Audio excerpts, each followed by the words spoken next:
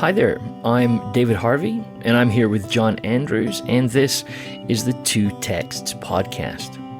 In this podcast, we're two friends in two different countries here every 2 weeks, talking about two different texts taken from the Bible. This is our second season. It's about the miracles of Jesus, and this is episode 3, and it's called 5,000. Well, hello, John. How are you? I'm doing fantastic, sir. Yes, good to see you. And of course, our listeners hear us, but when we're doing this podcast, we get to see each other as well. So that's wonderful. True. You in Calgary and me in North Lincolnshire. And although it's a super early start for you, David, I'm having a nice sort of middle of the day time frame, but you're up very early to help record this. So yeah. One of these days, maybe we'll start sneakily releasing some video podcasts, but at the minute, you just get to hear us. And some of our fans are probably saying, that's good. Yes. Yes. Well, I'm personally saying that's good with my face, absolutely. So we'll leave people in mystery as to what we look like. Yeah. Absolutely. Fantastic. And so we are talking about miracles of Jesus and really making sense of the miracles of Jesus. We're just to remind everyone, or perhaps if not caught the last episodes, this sense of digging into the miracles to see not only what's happening in these stories, but what the stories might be teaching us about what it is to follow Jesus, about what it is to be human. Really, there's way more depth to them than just simply something miraculous happened. Yeah. And I am kind of excited about that because we're jumping into Matthew chapter 14 today. This is just a really brilliant little story. And so I'm going to read it, John, and then we're going to dive in. It's quite possible that this story might be familiar to some of our listeners. Again, one of these stories that has some language that has made its way into contemporary culture. I remember as a kid, whenever my gran was having to cook for a lot of people and was having to thin out the soup so that it would make sure it reached everybody, she used to say, it's like the feeding of the 5,000. She used to say, my Scottish gran. So this is Matthew chapter 14, and we're going to begin at verse 13, John. He says, now when Jesus heard this, and I'm not going to say what this is, but you and me are almost definitely going to want to talk about what this is in a few minutes' time. But when Jesus heard this, he withdrew from there in a boat to a deserted place by himself. But when the crowds heard it, they followed him on foot from the towns. When he went ashore, he saw a great crowd, and he had compassion for them and cured their sick. When it was evening, the disciples came to him and said, well, this is a deserted place, and the hour is now late. Send the crowds away so they may go into the villages and buy food for themselves. But Jesus said to them, well, they need not go away. You give them something to eat. And they replied, so we have nothing here but 5 loaves and 2 fish. And he said, bring them here to me.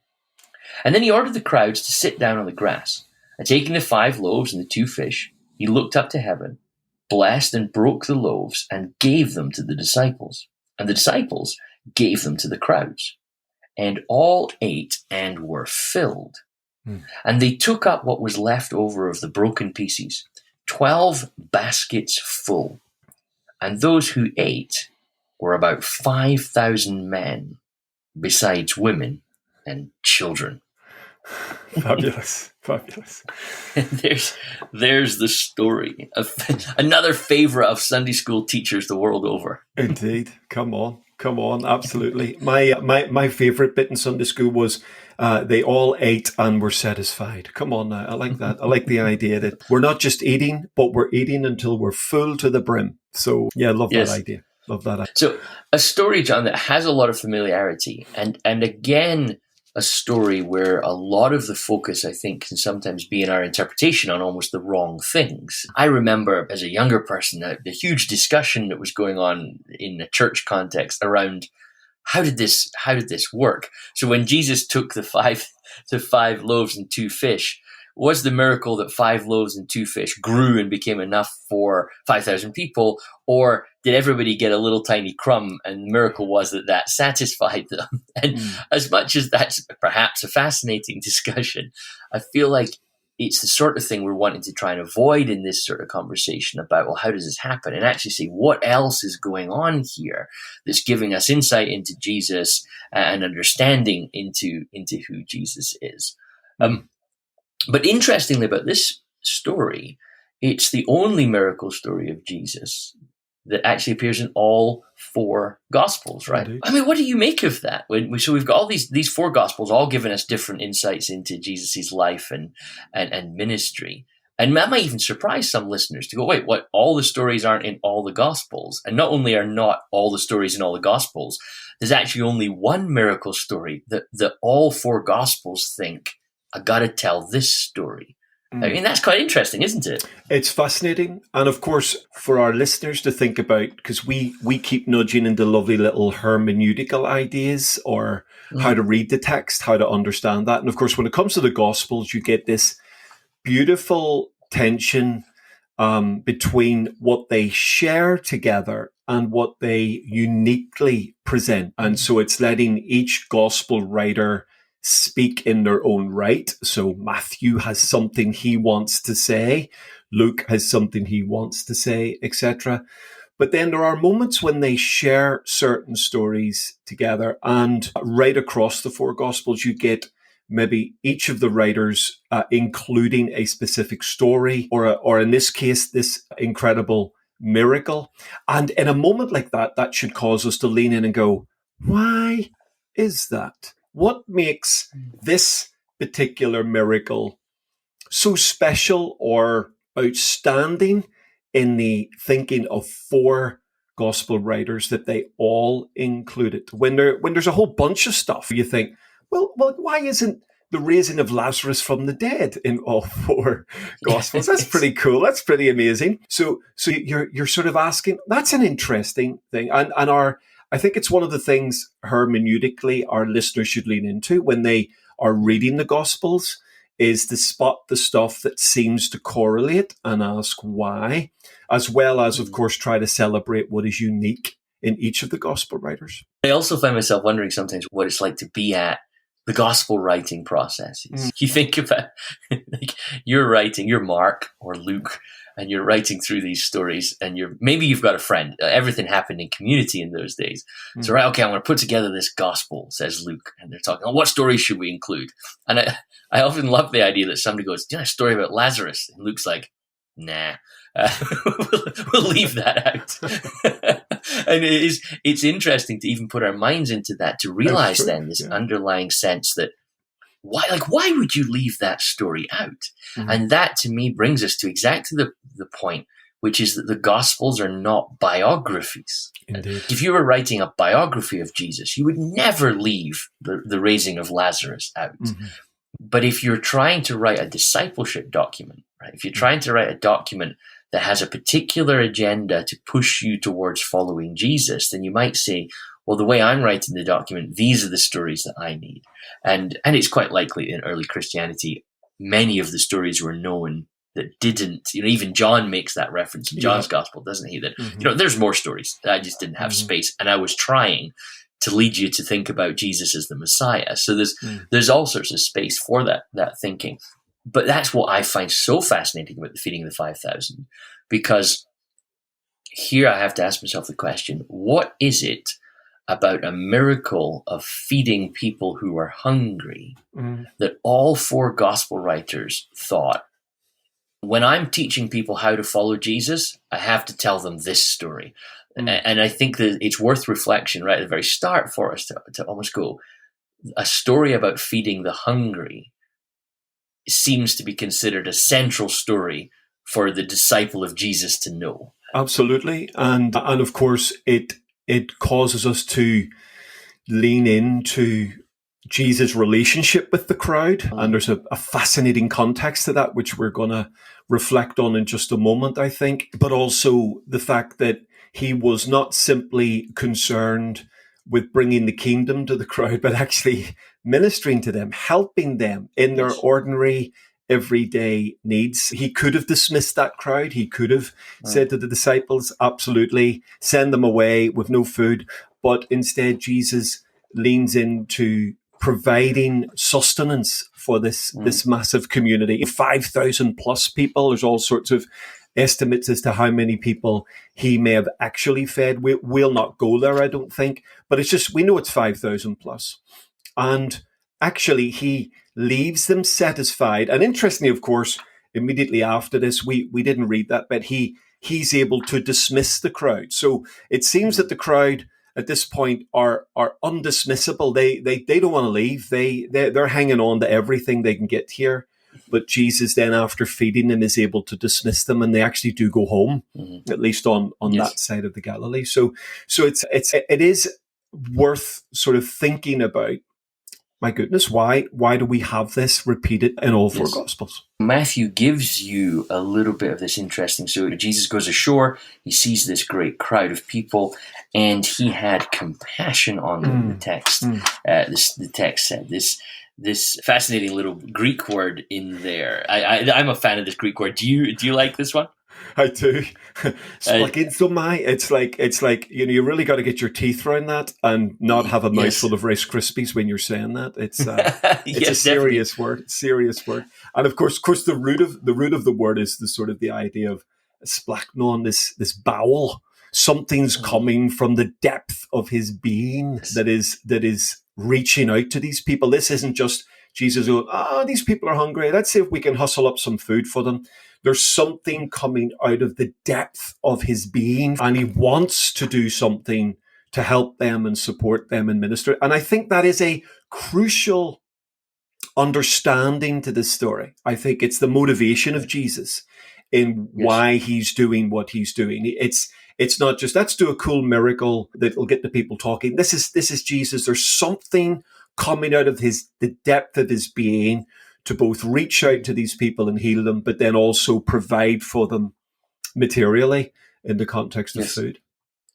And so this notion, you see very much an insight into a little bit of the Greek background of the writers that are writing the Gospels here, because that splanchnids, like you were saying, this kind of bowels, in the ancient Greek world, that was considered to be the place where your emotions and feelings reside. It's quite interesting, actually, over history, you can see us move our thoughts on this around. So then for a while we always talk about it as our heart. I love you with all my heart. And then of course nowadays we would say, well, actually it's all happening in your brain.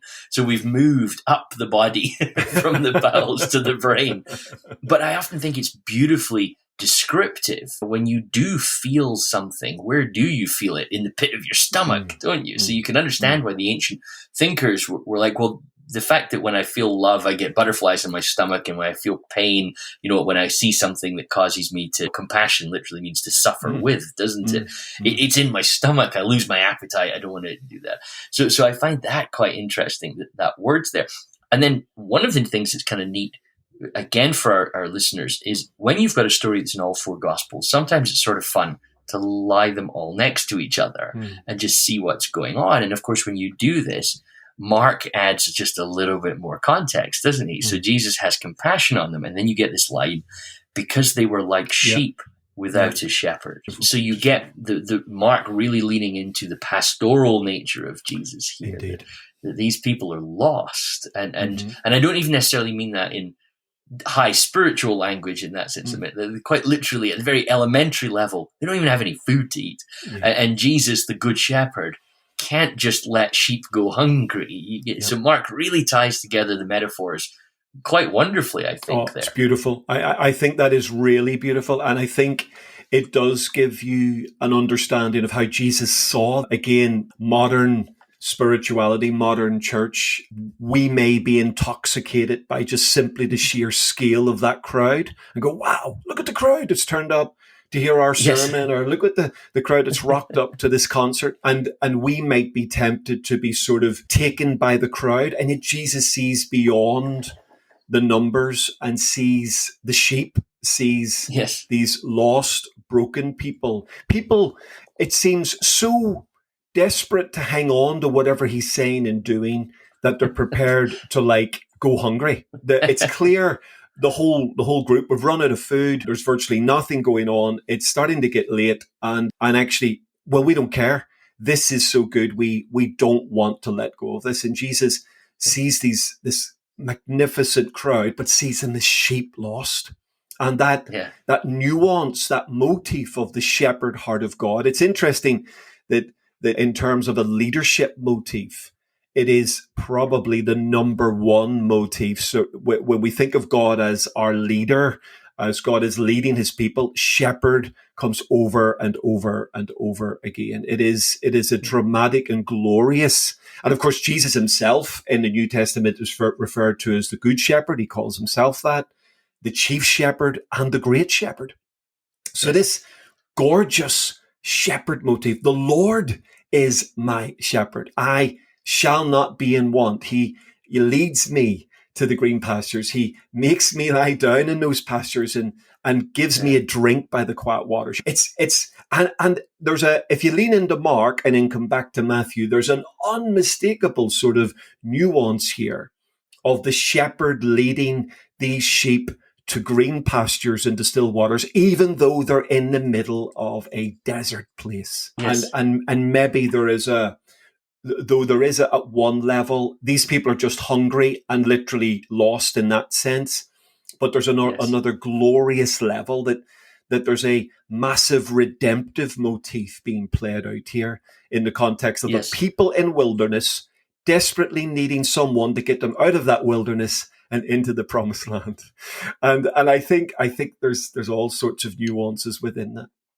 Well, and so can I push that just a little bit, John? And this is the sort of stuff that I think is fantastic for the listener to just pay attention to some of the quirkiness of the Gospels sometimes, right?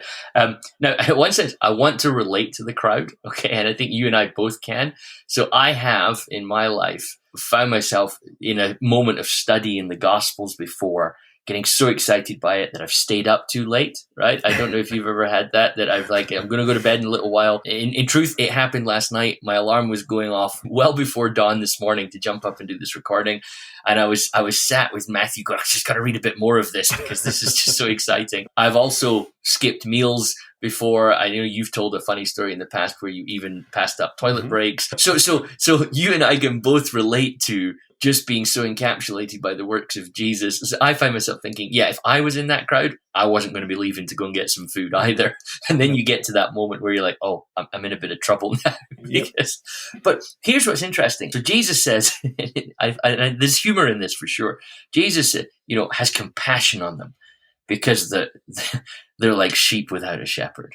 And then enter the disciples who are almost always playing the role of you and me in this story. Enter the disciples. Jesus has compassion. They're like sheep without a shepherd. The disciples, we're out in the desert and it's late. Send everybody home. It's like the complete opposite.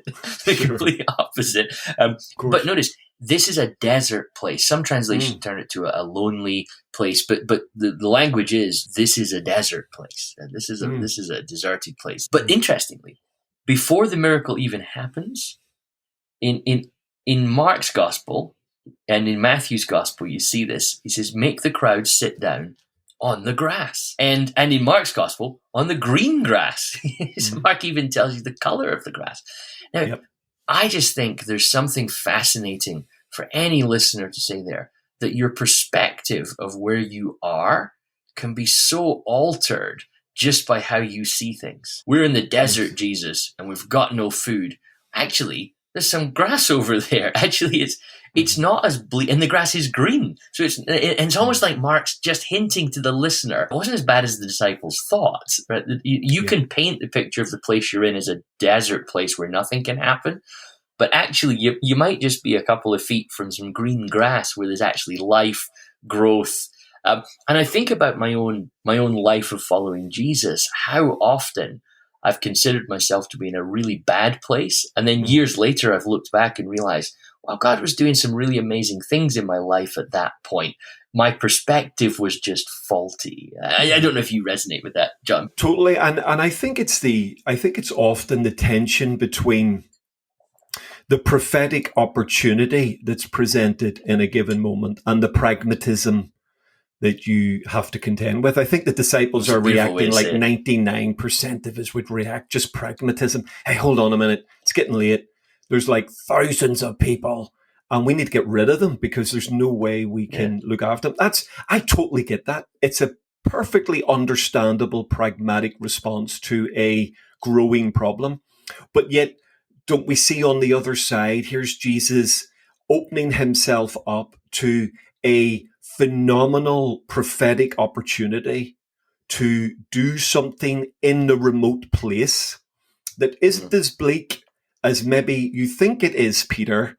I'm able to do something here. I'm able to, even in the apparent remoteness of this place, I am able to provide in the wilderness, to lean into the word, Ramos. So you know, I'm able to provide an oasis in this desert. I'm able to lead you to the quiet waters and to the green pastures, and something can happen in the remote place if we are prepared to open our hearts to the possibility that actually the Lord can step into that and do something there. And so pragmatism will always militate really against the prophetic opportunity. And again, I don't want to overpreach that or sound like we're turning this into a sermon series, but there's no doubt about it. If you just look at the real facts in front of you, it tends to lead you away from the possibility that something could happen beyond the natural physical limitations of this moment. And I think this is one of those glorious clashes between Jesus and his gorgeous young disciples who are still learning to negotiate with this incredible person that they're following and that they call Rabbi or Master. And you even see, again, just jumping back to Mark for a second, and also John's Gospel, both of them pick up this nuance that, like in John's Gospel, 200 denarii would not buy enough bread for each of them to get a little.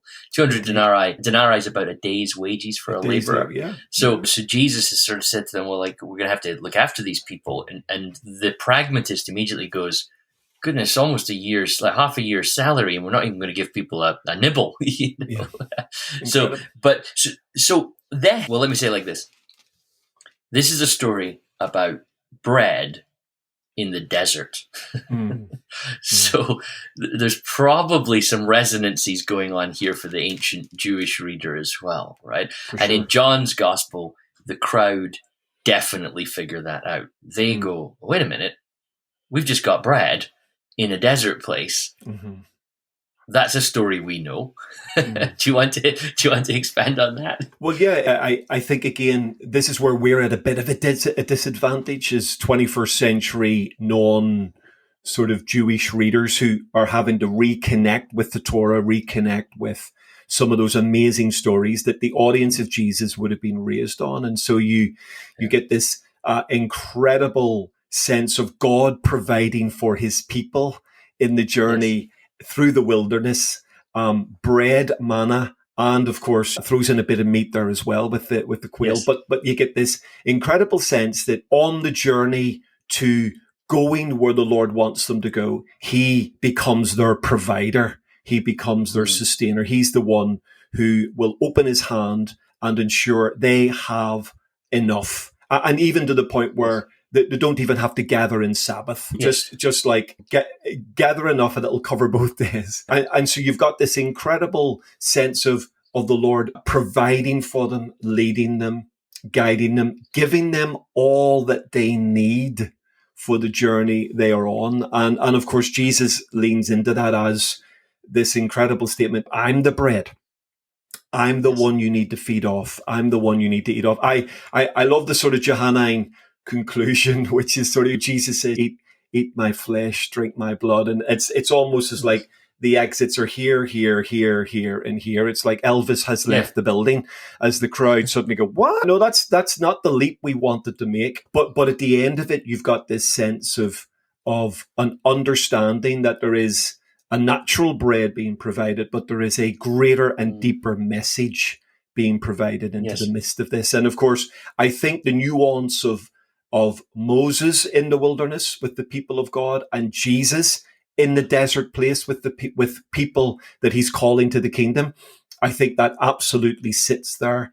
The motif of shepherd sits there, and the connectedness between Jesus and Moses at this point, I think, is quite powerful and profound. And this is something that Matthew appears to be doing intentionally. Stereotypically, people say Matthew is a gospel that seems to have some very strong Jewish resonances about it. It's the one that really feels like he's doing something with his relationship with the Old Testament, Torah, and the prophets. And you've had Jesus on a hill or a mountain, bringing around a new way of life. Moses was up a mountain. You've of course got Matthew's got a resonance of Jesus' temptation in the desert, 40 days, got 40 years of Israelites.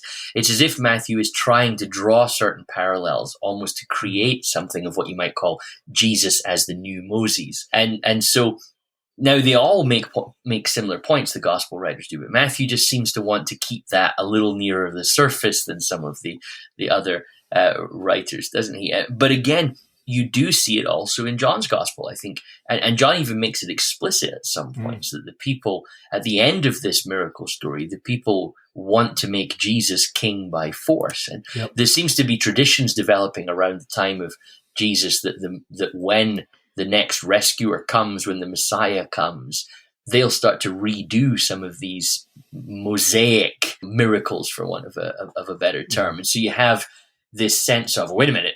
And if you think about it, it makes sense. In the ancient world, and you see this happens shortly after the life of Jesus, at Masada, just outside, well, in the Israelite area, the Romans move in to sort of quell a rebellion. Everybody hides up into this kind of mountain fortress type area. And the Romans just wait them out. That's how they did battle a lot of the time in those days, is we'll just surround your city or your encampment or your fortress and just wait until you've got no food left. And once you've got no food left, you'll have to surrender or you'll all die. And so there's quite a powerful social image going on of people going, well, wait a minute.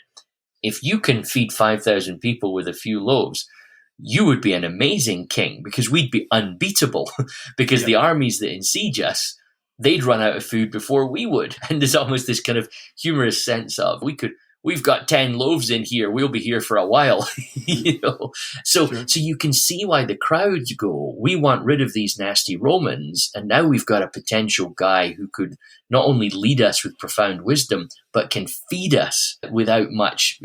No wonder everybody wants him to be a king. But then you get this starkness of Jesus, where he then, as you say in John's gospel, says, "Oh, no, that's not what I'm talking about. I'm talking about, can you walk the journey that I'm walking?" Fascinating in John's gospel that this miracle story leads into the closest thing to a communion moment that we have, isn't it? Indeed. Where it sort of leads in, well, can you eat my blood? Can you eat my flesh and drink my blood? Can you follow the way of the cross?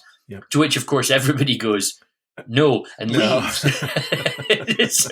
So Jesus goes from 5,000 people to no people and turns to the disciples. And it's one of my favorite lines in all of John's gospel, when he turns to the disciples and goes, well, are you going to go as well? And Peter goes, no, we don't have anywhere to go. And it's always read as this great confession of faith from Peter. But I often find myself hearing Peter's first point, which is, well, probably like to go somewhere else at this stage, because this is all a bit rough, but I gave up everything to follow you, Jesus, so I don't have the option of being somewhere else. Yeah, and of course, I love what Peter, you do really get the sense of humor in the story if you're prepared to push on that.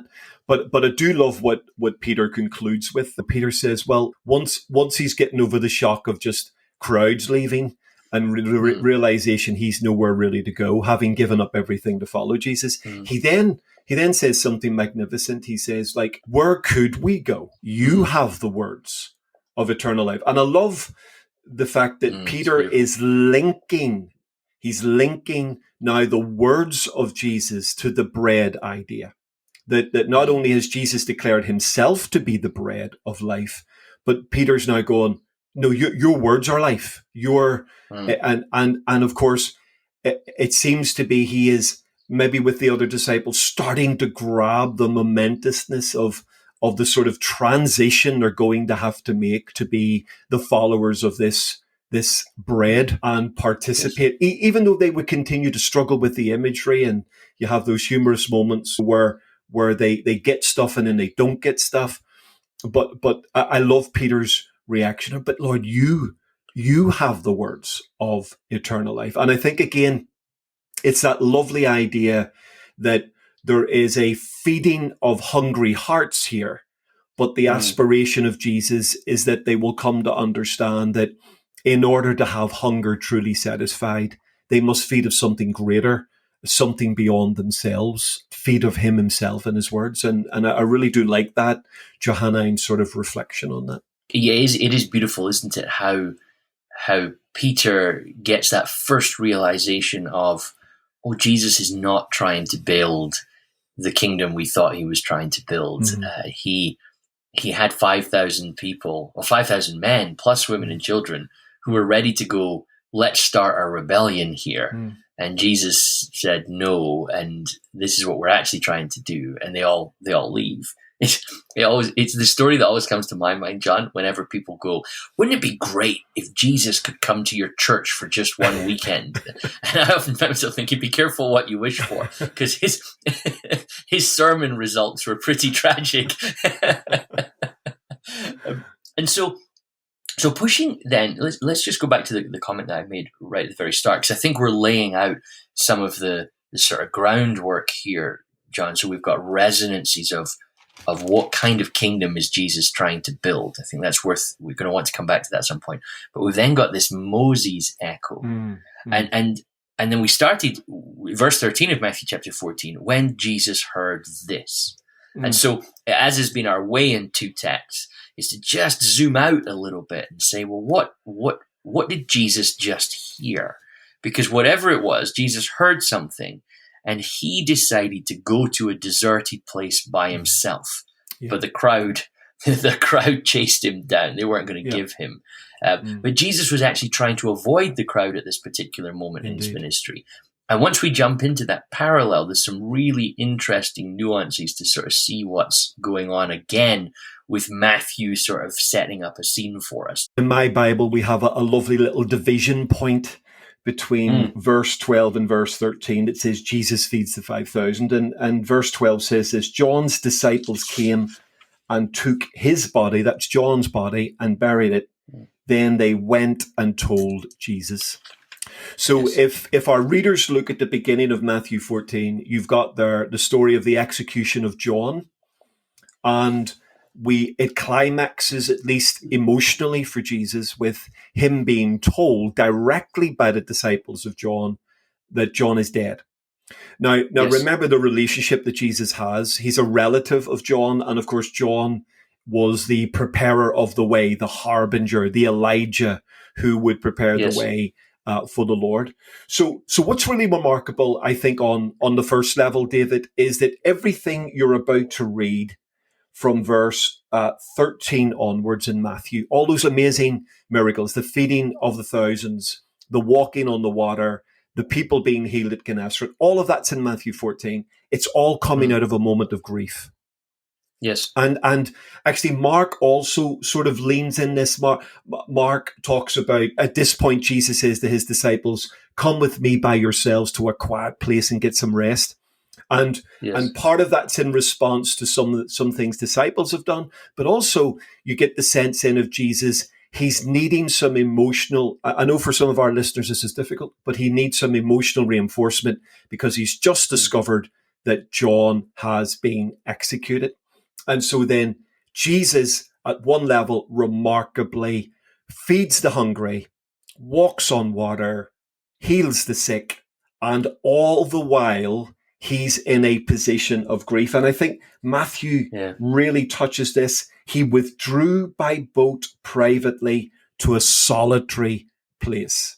So you get the emphasis that he needs to be alone, get away from the crowd for a moment. Now there's a really fascinating link. I don't think it's tenuous. I think it's worth exploring. I think there's a fascinating link to Moses. So if you flip over to Numbers chapter 20, and what's really interesting, of course, our English title Numbers, in Hebrew, the book of Numbers is the Midbar, which is in the wilderness.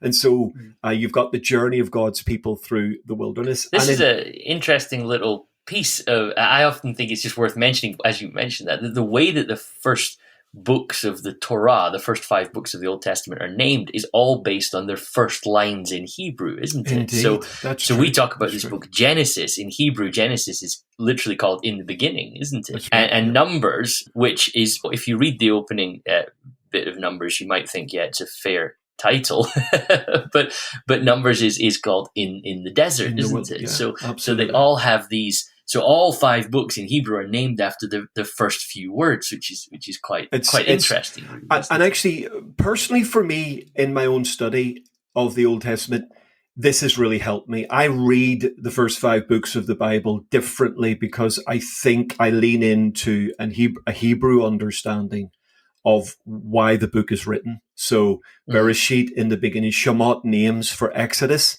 So as Christians, we tend to think of Exodus as the Exodus, but it's really the calling of the nation, the names of the nation. It's quite a formation of, and I think it's a slightly different way of looking at it, although the Exodus sits at the heart of it, of course. And then you have Leviticus. Now, my goodness, Leviticus strikes the fear of God into every Christian's heart when it comes to that part in our reading program. But of course, in Hebrew, it's Vayikra, and he called. And the idea of Leviticus is God calls Moses to bring something. It's beautiful. It's a beautiful nuance in the first 2 verses of Leviticus. Then Numbers is Bamidbar, in the wilderness or in the desert. And then Deuteronomy in Hebrew is Davrim, words, literally the last words of Moses in the last month of Moses. So it's a really fascinating. And I think there's a gorgeous connection here between an event in Numbers 20 in the wilderness and this moment. So let me take our listeners back. Numbers 20, they reach a place, the people start to grumble, they need some water. Moses is really fed up with the people at this point, along with his brother Aaron. He sort of has a bit of a moan to God. God tells him what to do. And Numbers chapter 20, verses 10 and 11 says, Moses raised his arm and struck the rock twice with his staff. Now, this is a catastrophic moment for Moses because of this, he is prevented from entering the promised land. And you can read about that in verse 12. You can look at that. Now, here's what's fascinating, David. Moses has had 2 previous encounters sort of with water. In Exodus chapter 15, we see the miracle of the bitter water being made sweet. And then in Exodus chapter 19, actually water does come from the rock. So this is the 3rd time we've had a water moment for Moses.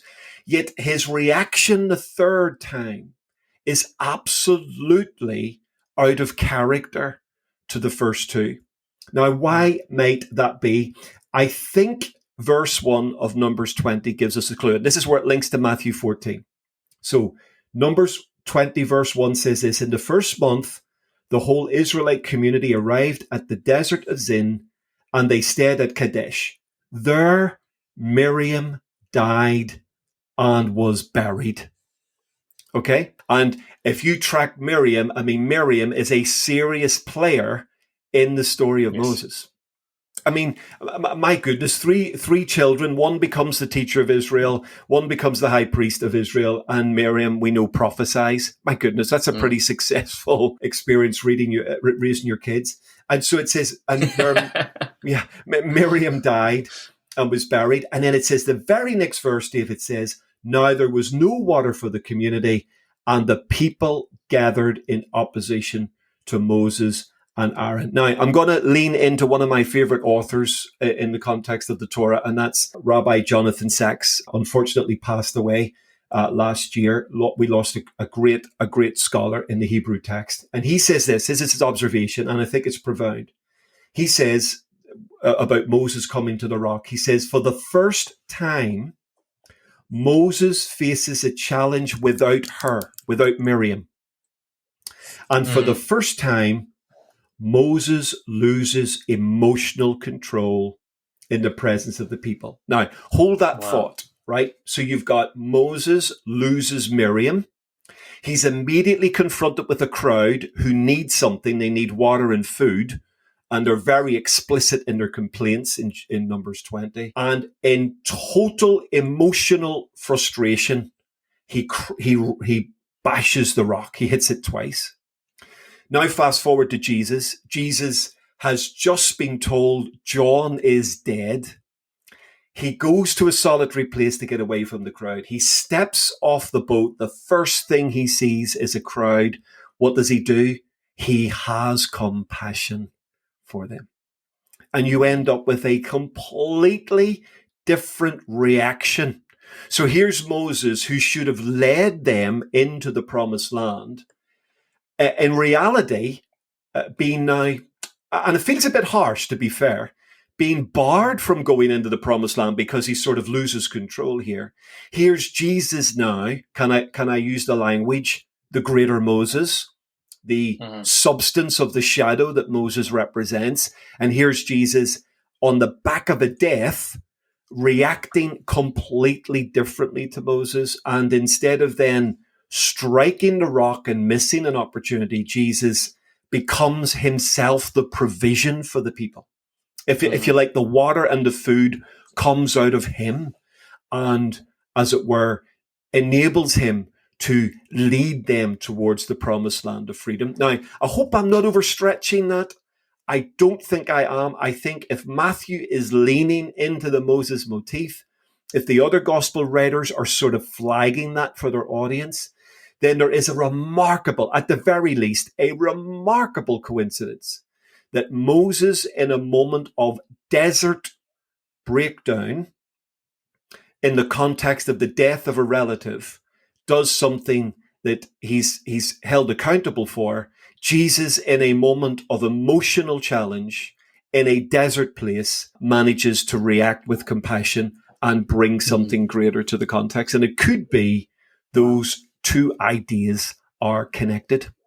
Certainly worth a look. Yeah, it's quite beautiful actually seeing the contrast and the parallels and how the two stories line up. And I think you see Matthew doing this all over the place. So I don't think that is a stretch to draw that comparison. There's definitely a sense that the people who are in this story, I mean, John's clearly picking up Mosaic imagery, isn't he, in his account? So it's, I don't think you're far left field when you start to see these sort of parallels and think, okay, what is actually going on here? Are there new stories being created, a retelling of this? And things like this might sound far-fetched when you say it. Like, are we supposed to believe that Matthew's writing this with nuances of what's going on in Torah, that we're supposed to pick up on this? But if you don't believe that, it's always worth going over to John's gospel. And John does this so explicitly sometimes, like right down to, how does John begin his gospel? In the beginning. And then he starts retelling the story. And so what you get in John 1 is actually a new creation story, right? So it's not in the beginning the earth was void and formless. In the beginning was the Word. So it's as if John, it's stunning to think about it. He turns up to his tradition and says, no, I'm going to retell some of the most well-known pieces of our narrative and our story and our history, and I'm going to tell it from Jesus' perspective. So once you've kind of gone over to John and got comfortable with that, what you're suggesting about Matthew doesn't sound out there at all. This is how the early Christians read the Old Testament, was to look for, where do we see the story of Jesus arcing its way through this? And sometimes that was to go, oh, we can see the impact of Jesus throughout the story. And other time the early Christians thought, oh, we can see how Jesus is adjusting the narrative arc of the story. So whereas it was, death of a loved one to negative result, now we've got death of a loved one, compassion and positive result. And again, going over to John's telling of the feeding of the 5,000, the people there clearly started to make Moses links, because even at one point in that story, they literally ask Jesus the question, so are you telling us you're greater than Moses? Yeah. One of Jesus's great social moments that often makes me chuckle when he knows how to really win a crowd over, and I say this sarcastically, when he says, well, yeah, your ancestors did eat bread in the desert and now they're all dead. and the crowd don't take overly kindly to that, obviously. But Jesus is, again, you see John absolutely explicitly naming the problem for us. This was our story. This is our story, but it still ended up with the same result. Our leader was brilliant. He messed it up and things didn't go well. We ate of God's miracles every day, but everybody still died. This didn't solve the problem. And then you get Jesus as the correction and the solving of the cosmic problem of sin and evil that's going on. Here's what I would say. We know that the early Christians told the story of the feeding of the 5,000 like this, because we've got proof of it in John. So to draw those parallels, I think in Matthew, where if we're right that Matthew has a lot more Jewish nuance, I would assume that means that Matthew thinks his readers are a little more Jewish. So this is from Torah. Torah is, what is it that rabbis say? We take a child and we stuff them with Torah like an ox. So, which I love that imagery. Just, children are just force-fed Torah. And I don't mean that in a negative, sorry, force-fed might sound negative, but just we're immersed in it as children. So if there's resonances to be seen that we go, maybe there's a resonance to Torah there. I think Matthew's listeners would see it instantly. Look what Matthew's doing here. This is the retelling of that particular story. For sure. And again, those links are difficult for us, 21st century non-Hebraic sort of people that are learning the story of Jesus and learning to read backwards into Tanakh, learning to read forwards from Jesus into the New Testament. Yes. So we are constantly learning. I mean, I am constantly discovering things in a Jewish reading of Jesus that, my goodness, have been glorious. I have been shocked. I have been excited, and I have been sort of slightly terrified by thinking, hold on, if I've missed that link, what else am I missing? What else am I not seeing? Because I'm superimposing my Western 21st century view of Jesus onto him instead of trying to understand him in his world and how he connects some of those magnificent themes. And I do love what John says in the glorious introduction to his gospel. He says, the law came to us by Moses. He acknowledges that this law that would be a school teacher that would lead us to grace, this idea that this law came to us from Moses, but grace and truth comes to us through Jesus Christ. And in fact, he emphasizes grace and truth twice. Now, isn't that striking? It's the combination of not just grace, but it's grace and truth, and the nuance that actually Jesus himself is the bringer of truth. And the truth that he's bringing is the fulfillment of the shadow of the truth that Moses brought to us in the beginning. And of course, this becomes a massively controversial point for the burgeoning young new ecclesia that has to grapple with, can we just come to Jesus, or do we have to go through Moses to get to Jesus? And here we have Jesus, like we've talked about in the parables, Jesus superseding the temple. He becomes the embodiment itself. Destroy this temple and I will rebuild it in 3 days. Unmissable statement that he's the superseding of the temple idea. And of course, controversially and gloriously, Moses himself. Jesus is the fulfillment of every shadow that Moses is bringing to the table in the context of the law. And of course, we do this in modern times as well. So let me just lean into my nationality for a second. But so let me use, as a Scots person, right? Many of our listeners will know, regardless of where they are in the world, that there are some tensions sometimes between Scotland and England, right? And every time there's a little bit of a push towards Scottish independence, the imagery that gets used is the imagery of William Wallace and Robert the Bruce. If you've seen Braveheart, then you kind of have a broad take on that story. Now think about what's going on there. And I remember as a teenager, there was a big push for Scottish independence, and then there's even been votes for Scottish independence. But every time this happens, all of a sudden, Braveheart imagery starts appearing everywhere in Scotland. Politicians leverage the stories of Bruce and Wallace. Like centuries later, these old stories are being used in a modern time to draw connections. So I think it's worth, saying that so that when we come to the text and say that they're drawing lines between old stories and new stories, that we don't think, well, that's a bit far-fetched and ridiculous. Actually, it's what humans do all the time, is redraw stories and connect them to help you understand what they're trying to communicate and what they're trying to say. So I don't know if numbers, the feeding of the 5,000, and Braveheart have ever been used in the same conversation before, but but hopefully that draws the sort of parallel that we, whenever we reach back into history to try and motivate something in the present, we're sort of doing the thing that we're suggesting the gospel writers are doing, is they're drawing links to help you understand, and also to help. Really what you're trying to do in that point is say, this is the story we're in. This is the story we're part of. So when the Scottish politicians pushing for independence came along, what they were trying to say is, this story that you grew up learning of Wallace, we're trying to finish it off. We're trying to put the pieces back together of this story. And now whether that's valid or not is for the voter to decide.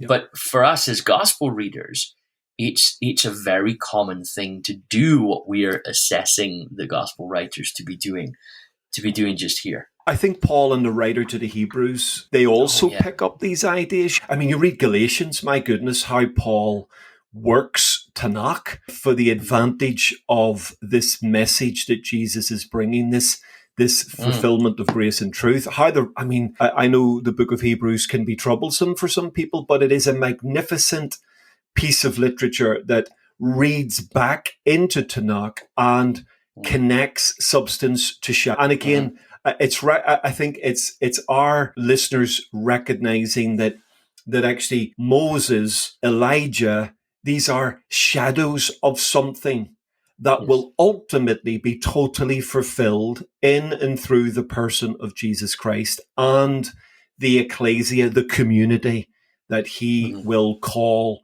out of the world to himself. And we get the Gospels as the sort of burgeoning beginning of that conversation, which happens. And that's why we enjoy leaning back into the Old Testament, studying it, reflecting on it, learning from it, not abandoning it, but recognizing this was the only Bible Jesus had. And from that Bible, Jesus draws the glorious threads of grace and truth and the kingdom of God, and ultimately the purpose of God. And in the way that Moses is called to lead a community, a holy nation and a kingdom of priests into a land of promise to establish the purpose of God, so Jesus is now calling to himself a nation, calling to himself a kingdom that he will lead into glorious, as it were, freedom through his death and resurrection. And of course, it's not just those that are traditionally regarded as being within the call group that are part of that. Now he's extending the invitation to the margins and beyond, and becoming the shepherd, not just to one particular flock, but the shepherd of many sheep that are not of his flock. And he's actually drawing them in, which is again a beautiful Johannine understanding of that. And so we're talking about kingdom then. Let me just jump into another parallel that I'm detecting going on here. And just keeping this sort of two-step that we're doing between the death of John the Baptist. And I say that's the heading my Bible gives it. I feel like the murder of John the Baptist is probably a heavier title. And when we come to headings, John, there's also a part of me wants to be a little fair to the writers. That we talk about how they break it, and it's now, this is the story of the feeding of the 5,000.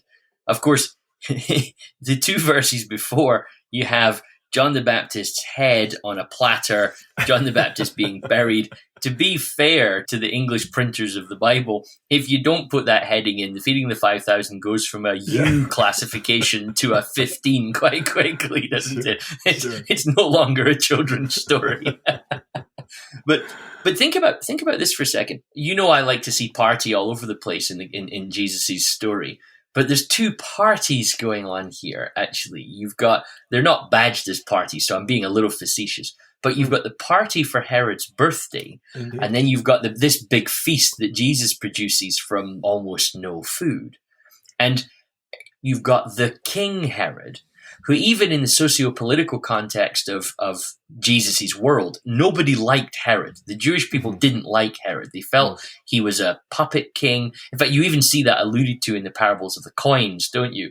That there's this illusion that when Herod was about to be made king, a delegation was sent to the Romans to try and stop this. So he's not a popular character. You've got Jesus who, can he be the king? Well, the answer is yes, but not the king you expect.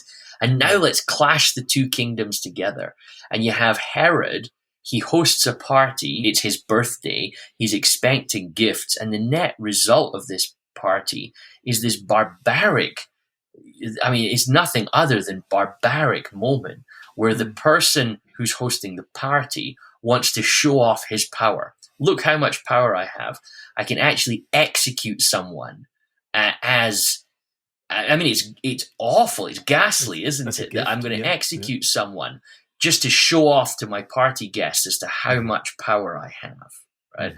And then you've got another party where, well, you want to see what power looks like. I'm going to feed the hungry, and I'm going to have compassion on the lonely and lost. Now, for me, I think there's a tension running all through all the Gospels of the kingdom of God versus the kingdoms of the world. And even like on a very practical level, there's this sense of the Sermon on the Mount, Jesus saying, I'm going to show you a new way to live. This is what God's kingdom is like.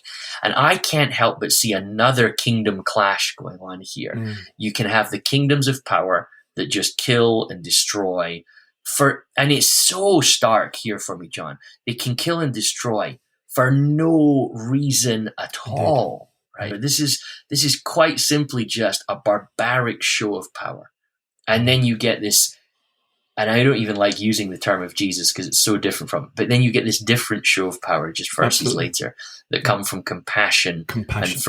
And compassion that is rooted in grief. So we have Herod at the high. What does the King Herod do when he's in the best mood possible? It's his birthday party. He's overwhelmed by the dancing of his stepdaughter. What does he do in this sort of context? He kills someone. And of course, this backstory, John the Baptist and Herod have kind of fallen out because John's not happy with the wife that Herod's taken because he stole her from his brother. And there's all this sort of ugliness. So there's kind of sex and power going on in the story already. But at Herod's peak point, he beheads somebody for show. At Jesus' lowest grief point, he feeds 5,000 people because he has compassion on them. I mean, amazing. We've got to see, that's got to be there, John, hasn't it? There's a contrast here. It's absolutely stunning. It's a stunning insight, David. And I think, I'm quite emotional listening to you unpack that. And I absolutely do concur that throughout the Gospels, you get this tension, pull and push between the two kingdoms.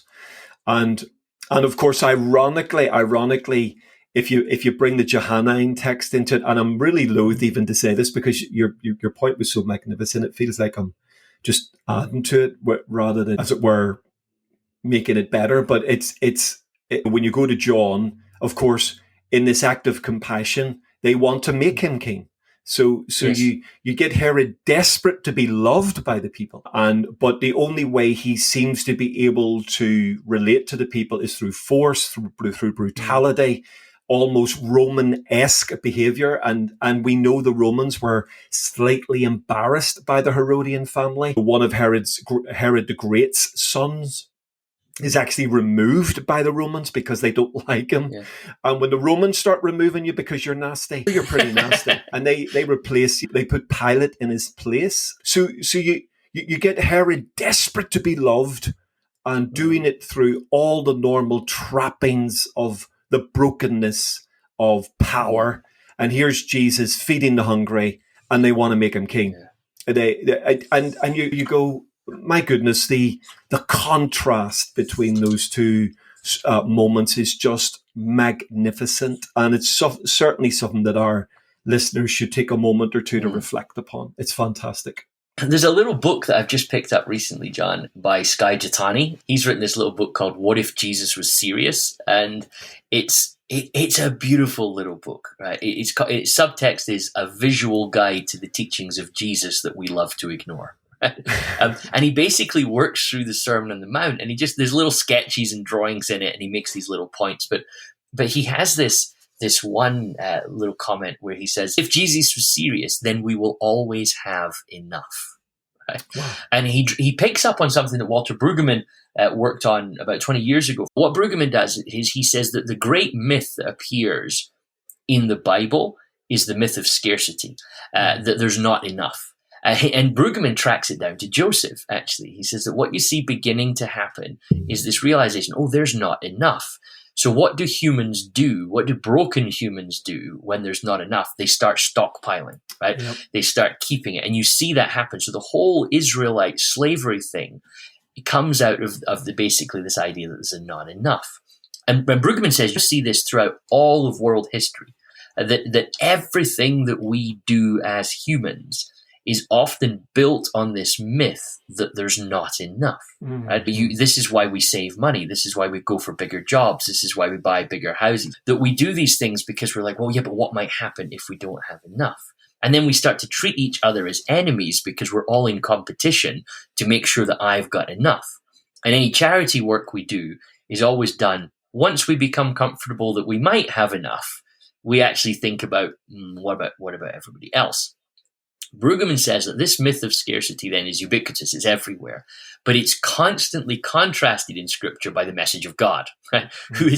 who is consistently saying to everybody from Old Testament, first from Genesis to Revelation, God's message is, there is enough, right? Mm-hmm. And one of the beautiful moments of proof of that is in the desert when there's manna and quail. Like, you're in a desert, nothing grows here, and yet, are you hungry? No, you're not hungry. Do your clothes wear out? No, your clothes don't wear out. And so Brueggemann then starts to track this consistently. He says, if you actually look at the message of Jesus, what he's constantly doing is proclaiming the abundance of the kingdom in a world that's convinced of the myth of scarcity. So think about the things that Jesus says. If you've got 2 coats, well, just give one away. You only need 1 coat. Now, that will not make sense to you if you're convinced that there's not enough. Right? But if you're convinced that there's abundance, then yeah, I can give my coat away. I can share my food. I can do all these sorts of things. And I can't help but again see you've got this abundance of Herod. He said this. His stepdaughter comes and dances for him, and he says, "You can have whatever you ask for. Whatever you Look how much I've got." And what she asks for is barbaric. It's the death of John the Baptist. The disciples then find themselves in a place where think about how the disciples taught. It would take almost a year's wages just to give people a little of something. Yeah. They immediately start to think in terms of scarcity. We don't have enough, Jesus. And there's this beautiful resonance of the Gospels of, yeah, but Jesus is with them. And Jesus has been constantly proclaiming, there is enough. There is enough to go around. And I find this, I was listening to an environmental scientist just a few years ago on a podcast, and I found, and it wasn't a Christian podcast, and I found him riffing on this idea of abundance, where somebody said to him, but how do we feed the world? Right? How do we actually help the world eat? And he said this, he said, there is not a shortage of food in the world. He said there's a distribution problem. He says there is more than enough food in the world that nobody should be hungry. The problem is some people are keeping too much of it and some people don't have any. So this is where I look at the feeding of the 5,000 and think, this is for us today. This is for all time, isn't it? It's that we see one way to read this is that Jesus is showing us the way of the kingdom. Mm-hmm. And the way of the kingdom isn't go into your room and practice miracles. The way of the kingdom isn't how can I feed 5,000 people with 5, right? I think that would be wrong for us to assume that that's what Jesus is asking for us. Yeah. But is he perhaps asking for us to think about the space at our table? We've already reflected on some of the gorgeous connectors back to the imagery of God himself and his relationship with his people. And we've reflected a little bit on Psalm 23. And that's often regarded as a psalm that we read at funerals, which is a great tragedy for me because it's not a psalm of death, it's a psalm of life. Actually, it's meant to be positioned at the very center of our pilgrimage. And I love how that psalm climaxes. You anoint my head with oil, my cup overflows. And where does my cup overflow? In the presence of my enemies.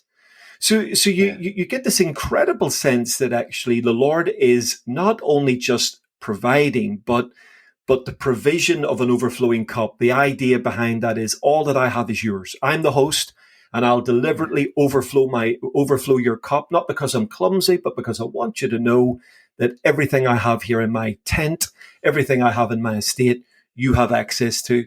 I will provide you. And then the psalmist says, surely.